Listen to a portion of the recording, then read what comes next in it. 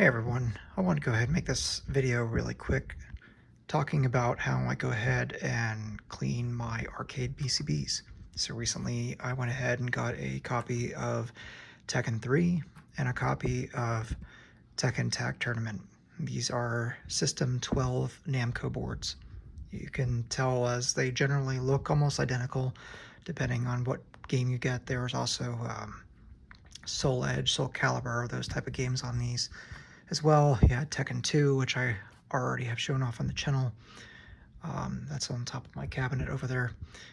And these ones that came in were particularly dirty.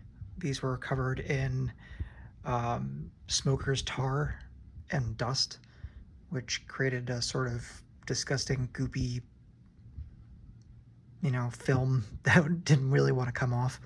So I want to go over some things that you may or may not understand about cleaning these. So I noticed on the Claw forums, which is where people go to talk about this sort of stuff, there are some people who didn't understand how to apply isopropyl alcohol and how to clean their boards, if water was safe or not, etc. So let's go over some things. So the first thing that I did per my last video that I showed on my channel is that I used this 91% in a spray bottle configuration. You can either do this on your own if you have a spray bottle around, just pour it inside, or you can buy it already like this, like I do. This makes it so that you're not pouring too much on at once and you're not wasting it. The longer you let it sit, obviously the quicker it's going to evaporate. So you don't want to go ahead and pour too much of it on there, or most of it goes into the sink and you're just wasting ISO. So you spray that on the board, and you want to take a firm but safe brush to use. This came from a set of hair clippers that we bought for our family. This is a nylon brush. It's very stiff, and it's starting to get a little worn out now from all these cleanings, but basically you don't want to use metal, obviously, because the metal is not going to go well with the PCB here. Or any of the other components, frankly. But you also don't want to use a brush that's too soft. You want to use something that's firm because you're trying to get out grease and grime that are in between, traces on chips and capacitors and things like that. And if you have something that has a lot of goo on it from people smoking in an arcade, for example, you're going to really need something pretty firm in order to lift that up. So over here, I want to give you an example of something else that you might see and not to freak out about. So this is our Tekken 3 board, and as you can see, it's been cleaned up very well. If you saw the last video, I mean, it was just a dull, dusty, slimy, it is actually very sticky mess, even inside. Well, it's kind of hard to see. There we go. It's all pretty clean. Anyway, you might notice this sort of ghosting effect, and you're not going to see that on this Tekken Tag Tournament board. And the reason is, and it could either be due to age, or it could just be due to maybe how someone previously cleaned it, or just flashing, or all sorts of things that happen to these boards, or just the grime that's still on there that I can't get off fully. But basically the ISO might react to either a substance that's on the board or the exposed board itself, and it's hard to see. But unlike this board, which is perfectly glossy and still has an even layer on top of the board, this seems to have been partially stripped of that coating. As you can see, it's almost like partially there in splotches, but not really. So basically that ISO is reacting to the exposed board. This is not going to harm it. I mean, other than it, looking visually not so great. Um, it just is what it is. But you can see like there's weird like circle marks. I have no idea what they put on this, but this was like this already, unfortunately. But if you see ISO doing that to your boards, don't freak out. There is a way to get more of it off. This was a lot worse when I first started, and that is, frankly, just keep scrubbing, because more than likely that's some sort of film layer of some sort of something. And this was almost chalk white when I first started cleaning it, and I've gotten it to this point. It's still sticky in a couple spots. My thumb just stuck here. That's great. But yeah, get pictures of your purchases, kids, before you buy. Ask to see the bottom of the boards. Ask to see everything, because how other people treat their stuff is not generally how you might treat your stuff, but it's okay. I got these for a good price, but just go ahead and keep that in mind. You can also use water. Now, the dangers in water, obviously, is that water evaporates a lot slower than ISO, and if you're not careful and the water isn't completely evaporated, you can go ahead and plug this in and start it up and kill your board. And it may seem dry to the touch. You might get into some, areas here. Okay, everything feels fine. It's probably not. It's probably not ready, especially if it's only been a few hours. I'm in Arizona. The air is very dry here. So typically 2-3 days, I know everything's perfectly fine, and that's after I blow out little areas like this. But if you're in a wetter climate and your air is more moist, I would wait 5 to 7 days. Blowing out with compressed air, little areas like this power area here, or inside the holes of these VGA, or not VGA, but the controllers, I guess you would say. I use JAMAs, so I'm not even really sure what these are for. These look like Neo Geo sort of plugs. Or RCA barrels, these inputs here. Water can be in there, and if you knock it upside down or tap your hand, if it's wet, you might be able to even feel a drop or several come out. Underneath heat sinks is another area where water tends to pool, and at various connection points, like this part here between these two boards, water can be all sorts of places. And just because it's been what you perceive to be some time, and just because it feels dry to the touch, doesn't mean it's ready to go. That said, I did use water on both of these. I used the power wash setting on our sink faucet, simply because I wasn't really making a lot of progress, and I really needed to go to town in scrubbing these down, and I needed the pressure from the water to get a lot of that crap off. These were honestly the most disgusting boards I've gotten in so far, and that says a lot, because my CPS2 was what I thought to be in very rough condition internally, but everything's cleanable, and as long as you wait long enough, everything should be fine. Like I said, give it a few days and should work like a champ. If you want to help speed the process of drying up, you can tap dry or compressed air dry, your watered down board, and then if you want to, you can spritz some ISO on there and then further clean it or whatever. And the ISO will help evaporate some of the water. I still, again, would wait a matter of a few days to make sure that that's all perfectly evaporated.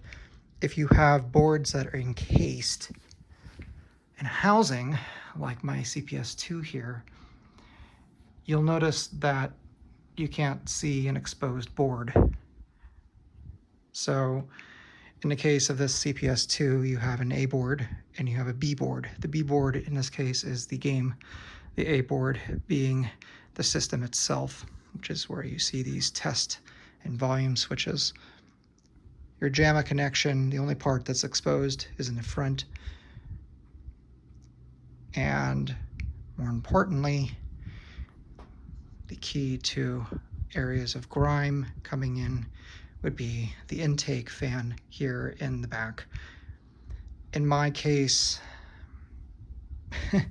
I had smoker's tar in a like cone shape from being like intaked from the fan and blowing in like this, all on the bottom shell system, the A board, and on the PCB itself. And it was gross. If you ever get in something that's enclosed like this, even if it may look decent on the outside, and even if you clean up the outside, it doesn't mean that it's clean, and you should open it up and clean it up. These are not hard to disassemble. You're talking about 4 or 5 screws on each half, and it's literally just a motherboard floating inside a hollow shell. I mean, there's really not much going on. The fans are replaceable, by the way. This is a new fan, which is why it's white, not black. It's a lot quieter. It's just your standard 3-pin sort of PC fan setup. You have to make sure that you get the right fan for this, so do your research. It's not just any old PC fan that'll fit.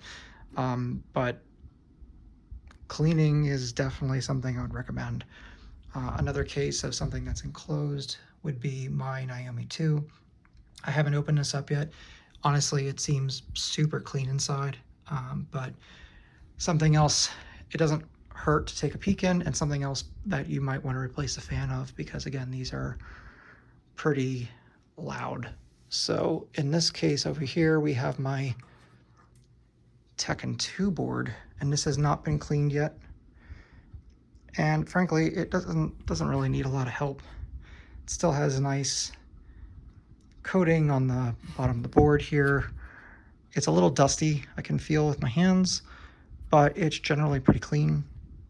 Very clean compared to these. So if you want to, just go ahead and use a brush with ISO, clean out maybe some of the heat sink areas, just get some light dusting essentially, and it's just pat dry, and it'll be dry in, frankly, just a matter of like a minute or so. I would leave it sit obviously for at least an hour just in case, but if you want to be able to use your boards quickly and just do a light clean on something that's really not that dirty, that's the way to go. Just use ISO in a spray bottle and some form of toothbrush with firm bristles, or a brush like this, like a nylon brush that's quite large, and just firmly scrub. You're not going to pluck anything off. Don't worry. I mean, I wouldn't like be super forceful or anything, and don't use the hard part of the brush on capacitors, but you can be very firm and scrub this whole area down, and you'll be just fine. So that'll keep your arcade equipment going nice and strong. If you have spots, I believe it's on this board. Yes. So from the factory, these Tekken 3 boards had this little mod on the bottom. I've seen it with different colored wire, but they seem to all be like that. At least those are the ones that I've found. I know that there's some people who, instead of using like a power wash setting on a sink, they like putting their motherboards inside a dishwasher. I would caution you, if you have a board that has either a factory or user done mod like that, because if it has something like hot glue, which that has used on the board, the heat from the dishwasher may do harm on that, and it might come off. Also, when you have a loose wire like that, you know, if you have a very, very, very forceful stream of water hitting that, it might, you know, knock it off the trace, and you might have to resolder it. I wouldn't recommend doing that unless you have a very simple board. I don't like doing the dishwasher thing regardless, but it doesn't mean that 99% of the time it isn't safe to do so. It is, again, just a matter of making sure that you wait long enough and making sure that everything's genuinely dry. So that's it. I'm going to post this on the claw forum where the guy was asking about that, and hopefully this makes some sense, and hopefully this helped you out. If you're nervous about getting into arcade hardware, don't be. It's really not that scary. The only thing that's scary is just the initial part of not knowing exactly what you're doing, but once you get used to one, they're all more or less the same. Whether you have an MVS or a CPS2 or Naomi or these individual game boards, I mean, the idea is simply there's a game on a board, you connect it to JAMA or something similar. Obviously, Naomi is different in that case. And they generally run off of 5 volts. Sometimes it's a little bit more if you're getting weird sound issues or no sound, maybe a little bit more juice. Or it's 12, which in the case of my Super Guns adjusts automatically between 12 and 5.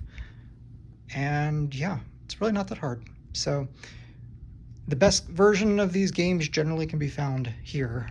Of course, these are bad examples because the home console version of Tekken Tag was on the PS2 with infinitely better graphics, and well, actually Tekken 3 is a good example because it actually has proper 3D backgrounds as opposed to the home version, which had 2D backgrounds. But generally speaking, the arcade version is better. And yeah, I'm just yammering on now. So anyway, go get your first PCB. Don't be afraid of the dirty ones. Go, clean it and make it nice and make it your own and enjoy many, many years of use. I seriously doubt, there's another thing too. A lot of people are really nervous about getting these things and having them last, the test of time. These things are on for thousands of hours in an arcade. I don't think your personal use is really going to damage them. If for whatever reason something does become damaged over time, you can get EPROMs plucked off and replaced, or if they're soldered onto the board, you can get someone to replace this as well if you don't know how to solder. It's really not that bad. I've never seen something that's really been lost. So don't be afraid to get into this. Just be smart. Don't go plugging into things when you just clean them, and don't use any sort of weird cleaner. Like, don't use Windex. Don't do anything funny. ISO or water, and then adjust your time for letting it dry appropriately. All right, I'm out of here. Have fun.